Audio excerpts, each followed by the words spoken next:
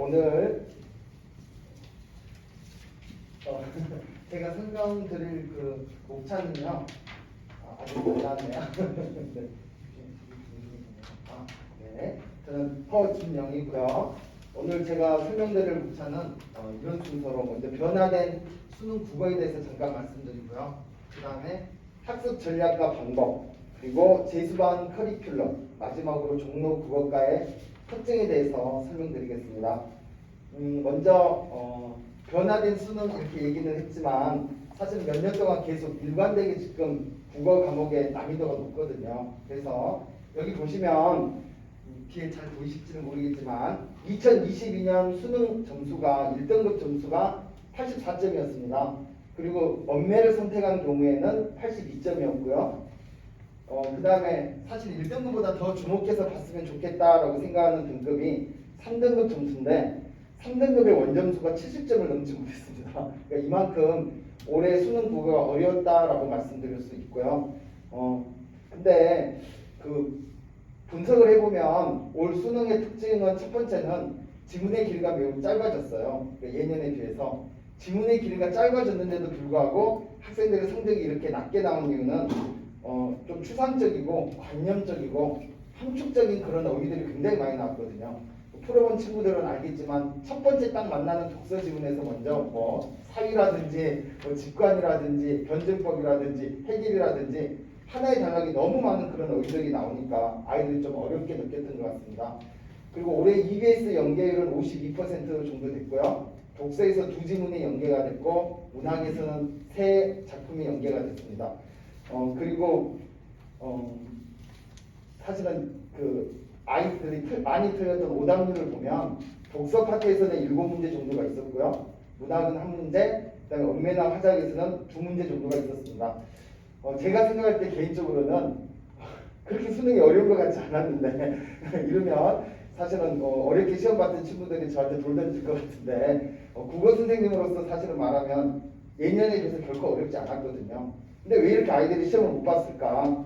제 개인적으로 생각할 때는 이렇게 보시면 작년 9월 평가원의 1등급 점수가 100점이었습니다. 그러니까 아이들이 이 정도 수준으로 나오는구나 라고 생각하고 좀 마지막까지 공부를 갖다 밀어붙이지 못한 게 첫 번째 원인이 아니었을까라는 생각이 들고요. 두 번째는 코로나 때문에 아무래도 뭐 비대면 수업을 한다든지 이런 것들이 영향이 있어서 실제 난이도에 비해서 학생들의 성적이 낮지 않았는가 이런 생각이 듭니다. 자, 그러면 어떻게 앞으로 공부를 해야 될 것인가? 자, 먼저 사실 독서 파트가 국어에서는 제일 중요하거든요. 왜냐하면 제일 어렵고 제일 많은 시간을 투자해야 되고 그 다음에 시험상에 문제 풀 때도 가장 많은 시간이 소요가 됩니다. 특히 학생들이 제일 싫어하는 요즘은 법, 그 다음에 경제, 과학, 기술 이런 지문들 위주로 출제가 되다 보니까 이런 것들에 대한 철저한 분석과 대비가 필요해 보입니다. 그래서 관념적인 지문들, 그 다음에 낯선 내용들 이런 것들을 평상시에 철저히 준비하는 것이 필요할 것 같고요.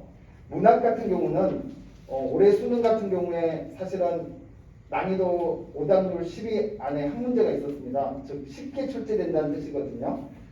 그럼에도 불구하고 문학은 정해진 시간 내에 빠르고 정확하게 푸는 것이 관건이기 때문에 그쪽으로 공부를 해야 될 것 같습니다.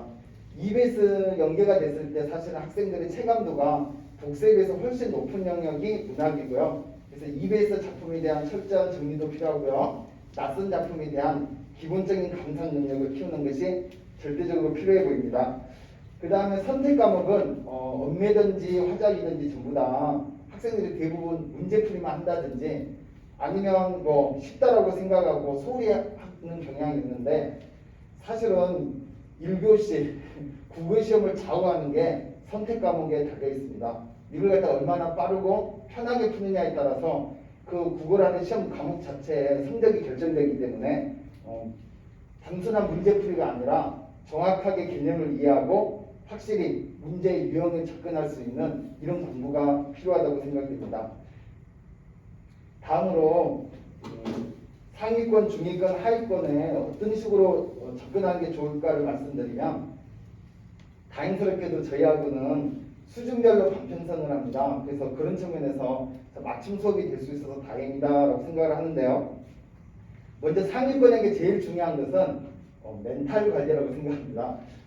실제로 상위권은 굉장히 실력도 뛰어나고요. 컨디션만 좋으면 언제든지 100점을 맞을 수 있을 만큼 뛰어난 실력을 보유한 아이들이 많은데도 불구하고 대부분의 아이들이 상위권에서 무너지는 이유는 멘탈 관리에서 무너지는 경우가 많았던 것 같습니다. 예로 작년 같은 경우에도 늘 6월, 9월 평가 보면 100점을 맞는 아이가 있었어요. 진짜 국어를 잘한다라고 생각되는 아이가 있었는데 한 9월 평가원 지나고 난 다음에 찾아와서 굉장히 걱정을 하는 거예요. 선생님, 저 작년에 그 학생이 삼수생이었거든요.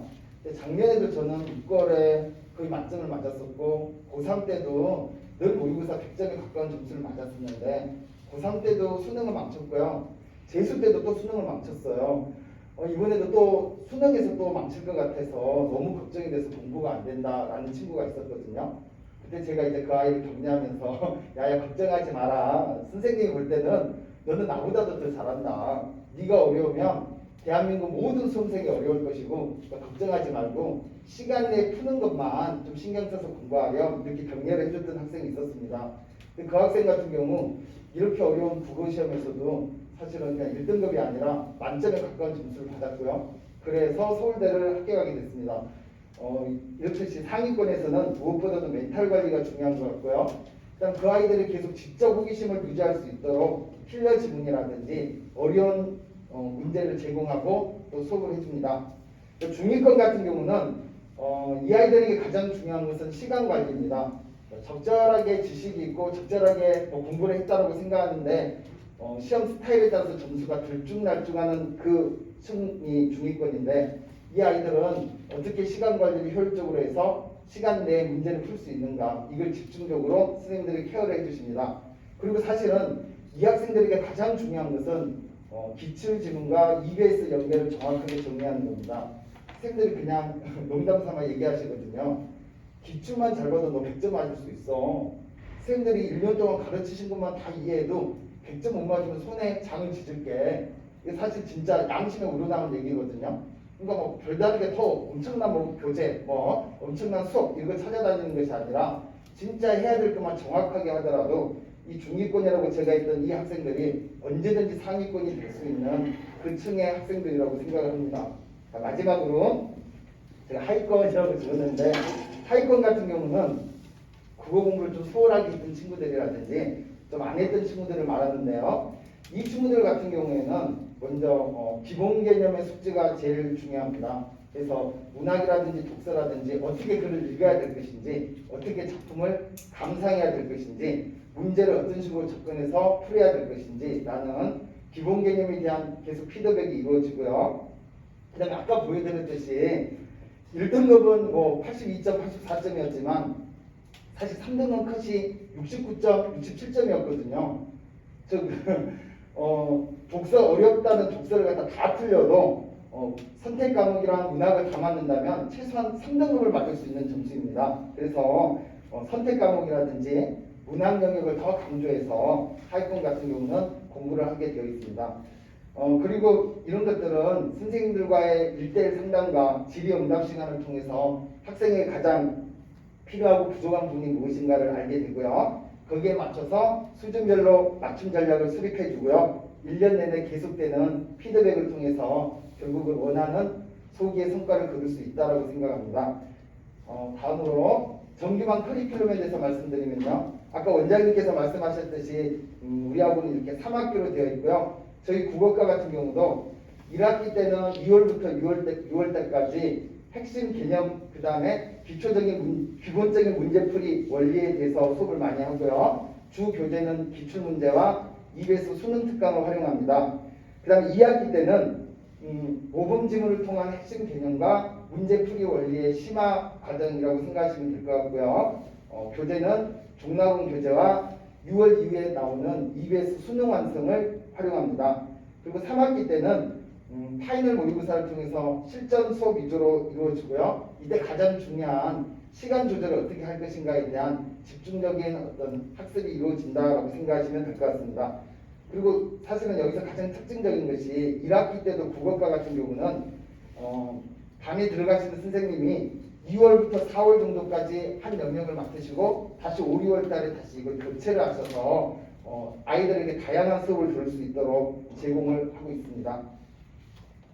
그리고 종로 국어과의 이제 마지막으로 특성에 대해서 말씀을 드리면 먼저 반별로 3분 이상의 선생님이 들어오셔서 다양하고 전문적인 수업을 한다라고 생각하시면 될 것 같고요. 그 다음에 한 선생님이 그냥 여러 영역을 그냥 동시에 다 가르치시는 게 아니라 일정 기간 동안 자기가 맡은 전문 영역만 수업을 하시기 때문에 전문성을 극대화시킨다라고 할 수 있을 것 같습니다. 그리고 마지막으로 전통적인 종락원 교재뿐만 아니라 선생님별로 각종 노하우가 들어있는 특별한 부교재를 활용해서 아이들의 학습을 더 풍부하게 만들어준다라고 생각하시면 될 것 같습니다. 그리고 제가 종락원 교과 특성 2라고 적어놨는데요. 이제 제 마음속에서 하고 싶은 얘기를 좀 하고 싶은데 사실 국어는 이 3가지를 갖추면 정말 잘할 수 있다라고 생각합니다. 첫 번째는 독해력. 여기서 독해력이라는 것은 어떻게 읽어야 될 것인지 이렇게 정보가 많이 제공되는 그 지문 속에서 어떤 기준을 갖고 내가 읽을 수 있는지 이게 바로 독해 능력이라고 할 수 있을 것 같고요. 문제 해결 능력은 이 독해력이랑은 조금 다른 차원인데 출제자가 진짜 무엇을 물어보고 있는 건지 이 문제에 가장 효과적으로 접근할 수 있는 방법이 무엇인지 이게 바로 문제 해결 능력이고요. 이것과 더불어서 어떤 국어적 지식이 필요합니다. 문학이라면 개념어라고 할 수 있고요. 그 다음에 어법이라든지 어휘에 관련된 다양한 지식들이 바로 국어 지식이라고 할 수 있습니다. 그러니까 국어라는 과목이 하루 이틀 조금 공부한다고 올라갈 수 있는 게 아니라 1년 동안 꾸준히 이 독해 능력, 문제 해결 능력, 그리고 국어 지식을 갖춰야 된다고 생각합니다. 제가 이걸 굳이 적은 이유는 저희 종락원 국어과 선생님들은 이런 부분에 맞춰서 수업을 하시고요. 그냥 아이들에게 읽기 위주로 마치 단과 수업처럼 스킬 위주의 수업이 아니라 진짜 학생들의 국어적인 능력 자체를 갖다 향상시키는 그런 수업을 하십니다. 제가 여기 올 수능 예시라고 한 문제를 적어놨는데요. 이 문제 같은 경우가 이제 아이들이 가장 많이 틀렸던 독서에서 7문제가 오답 10위 안에 들었었는데 그 중에서 두 번째 경제 지문이 오답률 베스트 1, 2, 3위를 기록할 만큼 가장 학생들이 많이 틀렸던 지문이었거든요. 그 지문에서도 제 올해 오답률 베스트 1위 문제가 여기 있는 이 문제인데요. 문제만 가지고 사실은 알 수는 없는데 제가 간단하게만 읽으면 이로 인해 A국 통화에 대한 B국 통화와 C국 통화의 확률이 각각 50%, 30% 하락했다. 자, 이랬을 때 다른 모든 조건이 변하지 않았다면 A국 통화에 대한 B국과 C국의 통화의 확률이 하락하여 B국에 대한 C국의 경상수지가 개선되었겠군. 이것이 맞는지 틀린지를 아이들이 판단하는 문제였습니다. 근데 사실 솔직히 말하면 저라도 국어적인 어떤 배경 지식이 없었다면 이 지문 읽는데도 굉장한 시간이 걸렸을 거고 이런 문제 푸는데 굉장히 힘이 들었을 거예요. 근데 사실은 이 지문은 우리 종락원 모든 국어생들이 올해 수능에 나올 거다라고 모두 찍으셨던 그런 문제였고요. 그런 지문이었고요. 그래서 계속 반복적으로 국어생들께서 수업을 하셨습니다. 이 부분은. 그래서 실제로 금리가 어떨 때 환율과의 관계는 어떻게 되고 이 환율에 따라서 결국 수출 수입, 경상수지는 어떻게 변할 수밖에 없는가라는 것에 대한 어떤 철저한 수업이 있었었고요. 사실은 그런 수업을 들었다면 국어 지식적으로 충분히 이런 문제에 접근할 수 있었다라고 생각합니다. 한 가지만 제가 말씀드리면 이게 무한대로 넓어지는 것이 아니라 딱 어느 정도의 울타리라는 게 정해져 있거든요. 그게 바로 EBS라고 할 수 있고요. EBS에 나와 있는 그런 지문들은 선생님들이 먼저 철저하게 분석하고 학생들에게 다 이렇게 상세하게 수업을 하시기 때문에 걱정하지 말고 따라만 와준다면 모두 다 소기의 성과를 거둘 수 있을 거라고 생각합니다. 제가 마지막으로 이렇게 적어놨는데요. 저희 국어과는 학생들의 기본기를 형성하지 않고 단순한 문제풀이에 치우쳐서